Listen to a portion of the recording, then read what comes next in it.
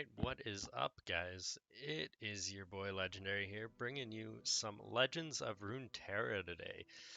So, it's going to be a bit different than our normal videos of just gameplay. I've had a lot of people telling me that Legends of Runeterra seems like a very confusing or hard to get into card game, and it is not at all. If you have any experience in previous card games, you'll pick up quite fast how this game works. Even if you have no experience in card games, you can still learn quite easily, and that's what we're here to teach you today. So, first thing we're going to do for this video is we're going to get into explaining keywords as well as the spell speeds. So, we'll start off with the spell speeds here. Let's find a couple of them. Perfect, we've got one of each here. So, starting off, we have the slow spell speeds. So, in this game, you go back and forth with your opponent, each playing one card before passing back to the opponent. So a slow spell speed card counts as your one card that turn. Um, so it can only be cast outside of combat as well. So if you are in combat, you cannot cast slow speed spells. You can only cast fast and burst spells. Moving on to the fast spells. And they can be played at any time, but your opponent is allowed to respond to them. So it does not take up your turn to play a fast spell, and you can play a fast spell during the battle phase. But again, they can respond to it. So say they have a counter spell, which is called Deny in this game. They can respond with that, or they can respond with any burst or fast spell of their own. Now the burst spells are where it gets a bit unique. So a burst spell happens instantly and also does not take your turn, much like fast spells. The enemy cannot react to it and it resolves instantly. So those are the three spell speeds. If you need any more breakdown on those, feel free to let me know in the comments and I will explain anything else you'd like to know about them.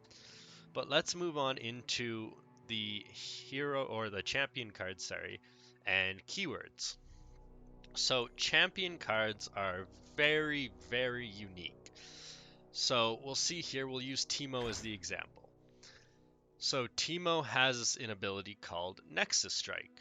So when he strikes the enemy Nexus, an effect happens, which is basically just attacking your opponent directly. So when he does that, he plants 5 Poisonous Puff Caps on random cards in the enemy deck. Pretty good. Poisonous Puff Caps, when drawn, they take 1 damage.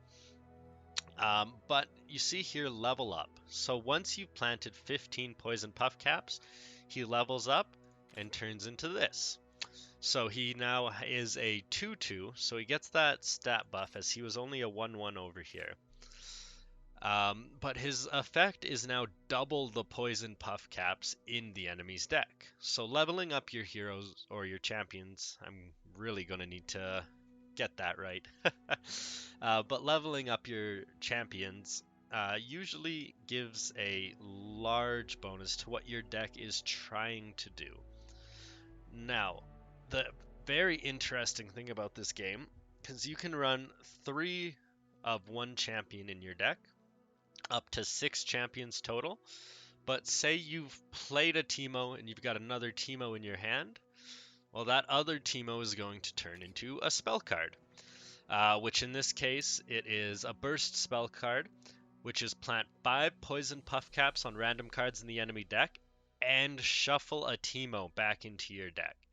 So never think of spending this spell as losing out on a champion, as the champion's going right back into your deck and you're just getting a bonus effect on top of that. Very helpful. These champion cards are usually what you're going to fully build your deck around.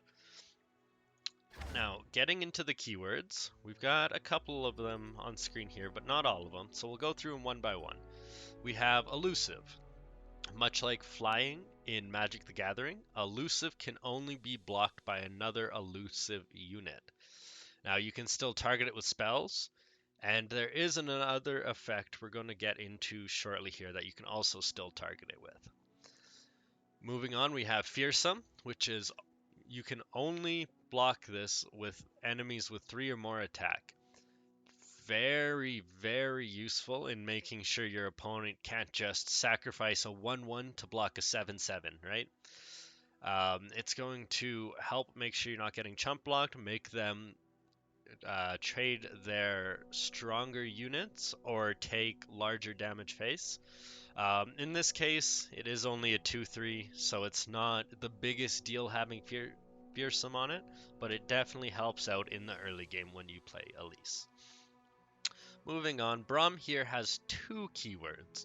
Starting with this, we have Regeneration. He heals to full at the start of each round. In this game, your units normally do not do that. Unless they have Regeneration, there is a couple of heal spells out there as well that you can also use. So that one's pretty self-explanatory. Moving on, we have a very, very interesting mechanic. This one is called Challenger.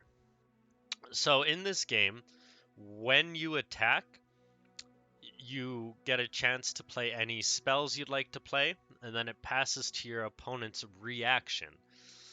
Um, in which time they get to choose blockers, they get to play spells, whatnot. Challenger makes it so you choose who blocks this unit. So in Braum's case here, very helpful because in order for him to level up, he must survive 10 total damage. So by being able to choose your blocker, instead of him putting just a 5 attack minion down and killing your Braum, you can choose to say put a 4 or 3 attack card to block him instead to get towards that quest progression. So Challenger is very helpful. Same with Fiora here. Very unique ability. When I've killed 4 enemies and survived, you win the game. So having Challenger helps quite a bit and is an extremely strong mechanic in this game. Moving on, we have Quick Attack, which is a very common keyword. We see even 3 Quick Attack cards here.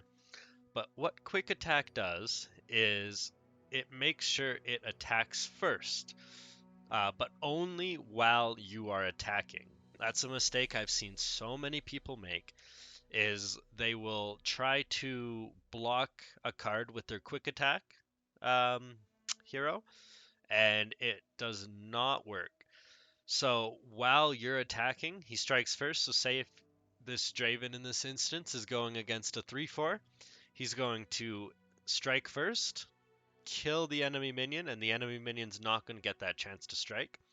So to counter a quick attack card, you need to either kill it with spells, or you have to block it with a minion that has a higher health than his attack. So say you had a 3/5 to block the Draven in this scenario, he'd hit you for 4, get you down to 1, and then you would hit, killing the Draven. So quick attack, very, very good ability. Moving on, we have Barrier. It's basically Divine Shield from Hearthstone. It negates the next damage a unit would take, but in all cases, Barrier only lasts 1 round. So Barrier will never carry over to the next round, so quite easy to counter in most cases. We have Overwhelm, which is basically trample for magic. Any excess damage done to the blocker is done directly to the enemy. So if they're blocking with a Darius with a 3/3, it's going to kill the blocker and he's going to deal 3 damage to the enemy nexus. That is mostly it for the big keywords. Other smaller ones here, we see here support. It's a mechanic that really makes you think about your positioning in this game. So, support makes the attacking creature to the right of it buffed. So, important thing to keep in mind is it only works while you are attacking. Support will not proc while you are defending. So in this case, he gives a supported ally barrier. So the deck you actually run him in is a Fiora deck here. So what you do is you play that Shen, and then you play Fiora beside him. Shen will get the barrier, so she will not take any damage, making sure she stays alive to get towards that goal. support cards are absolutely phenomenal, but they are quite rare in this game so far. Now, there is another one I would like to find here. Last Breath. So basically, Death Rattle from Hearthstone, it completes in effect after it dies. So when the hapless aristocrat dies, it summons a spiderling. We have play, pretty self-explanatory effect. Gets the effect when it's played from hand. We also have can't block. So this is one that is mainly used for aggro decks, as it's usually pretty high statted minions. We can see here we have a 1 cost 3/2 to just keep swinging face with every single turn. Quite good for those aggro decks. The other big one, we see here we've got a 1 mana board 3. That's nuts, right? But it's got an effect called Ephemeral. So this unit dies when it strikes or when the round ends. So what happens with this is if you're on the attack, you can swing for a 4 damage turn, or to hope he blocks to clear something. The very risky thing about playing these cards is when it comes to your defense turns. As if you play this on a turn where you are the defender, it will die at the end of the turn. So if they choose not to attack, you've wasted this card. So quite an interesting mechanic, requires you to think quite a bit, which gotta love in a card game. So now I'm going to go into a quick AI game just to give you guys a bit of a feel for how the game is played. We're going to play the aggro deck just to make it nice and quick. Plus, with the AI game, we can take a bit more time, explain a bit more of what you see when you get into a game. Alright, so you see here, I guess I should... Okay, so first thing you're going to see is your starting hand. So much like Hearthstone, you get to choose which card to replace. In this scenario, we're going to keep just our Draven and our Urchin, as 1-cost cards are always good to have, and same with the champions are always good to have. Now, first thing to note, you've got your Nexuses on the side. That's your health, your opponent's health. I'm going to go ahead, play this. To play me discard a card, I'm going to discard our Rummage here. As we had 2, we don't really need anymore. Where are you? Now, you see a sword on our end and a shield on his end. That means we are the attackers this round. So if I click pass now, it goes back to him. He clicks pass, it moves to the next round, and it switches. We do not want to attack here, as our 2-1 goes into his 1-1. So we're going to pass. And as you see there, it swaps over. Now, off to the side, you'll see the mana. Goes up to 10 mana. What do we do here? Let's just play Draven's biggest fan. So you'll see here, we used one of our 2 mana. It goes up to 10. Oh, he's got 2 of those. Yikes. Does he do I'm this? gonna block like this. So, here though, is the big difference between other card games. So, spell mana. If you have any unspent mana at the end of the round, converts into spell mana up to 3 mana. So you'll see here we're passing with 1 mana. It's going to convert to spell mana, and then we've got our 3 mana plus an additional mana, but that can only be used on spells. So in this case, we'll play Draven here. You'll see it spent all 3 of this mana, but didn't spend our spell mana. It will always prioritize spending spell mana over spending your actual mana. So here is a interesting way of showing how the speed spells work. So here we're declaring that Draven is going to attack, but we can also activate burst cards. So we'll discard this, give him +1/+0, Time And for the it's money still makers. our turn because we did play a burst spell and he doesn't get to react to that. Since we have nothing else we'd like to play, we will attack with the Draven. He has Please, first I have strike, connections. so we do not have to worry about him taking any damage from any attacker here. And we get 1 out of 2 for his level up, which is striking twice with the spinning axe. So instead of seeing pass here, we see end round, click it, and it swaps to round 4.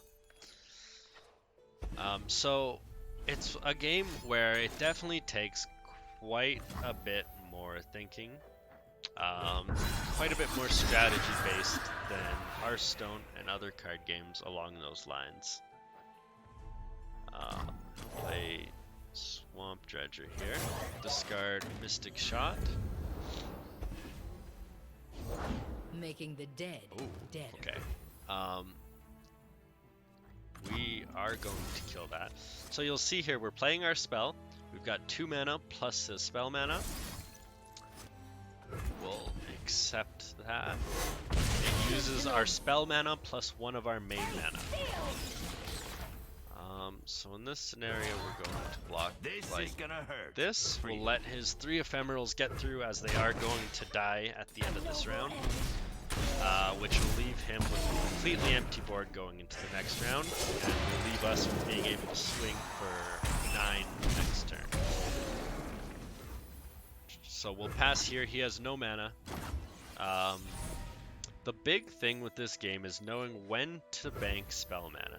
You can see here we have a lot of low-cost spells, so with this deck it's not quite as important. Let's boogie. But a lot of the times Now you are we're going to be cooking. thinking much more about it. So we'll attack here. We've put the spinning axe on Draven, which will upgrade him. He'll get the +1/+1 I buff. thought I was already perfect. And now when he strikes, he will do, he will add 2 spinning axes, plus he has Overwhelm. Quite a powerful unit. For the most part, I think we've explained all of the mechanics, how it's all played, so we'll play out the rest of this game just to give you a bit more of a feel on how the game feels when you get into the later phases. So you see here, we are floating 1 mana, which does suck. We had 3 spell mana plus 1, or sorry, 1 Push spell back mana the plus 3 darkness. main mana. Now in this case, we have nothing to play really. So we're just gonna pass. We're going to see what he decides to block, or attack with, sorry. We are going to block the 4/4 with our 4/1, stop that damaging on face. Now there's no point in blocking the Lucian, as he will kill anything we play before we damage him. So we'll actually do this. It's a cannon, not a shield. Leaving us with only 1 minion, but it's a very, very powerful minion, especially with the spinning axes to buff him up and the overwhelm to hit over for more spell damage. Oh my. Okay, so Jinx is an extremely strong card. We have a couple options here though. We can play Jinx, and then it'll pass to him, he'll get a response, or we can just swing in with the Draven now. He doesn't get to play anything, unless he has a burst or a fast speed card.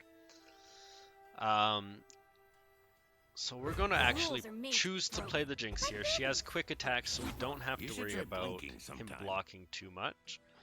Now, Jinx Let's do upgrades this. when your hand is empty.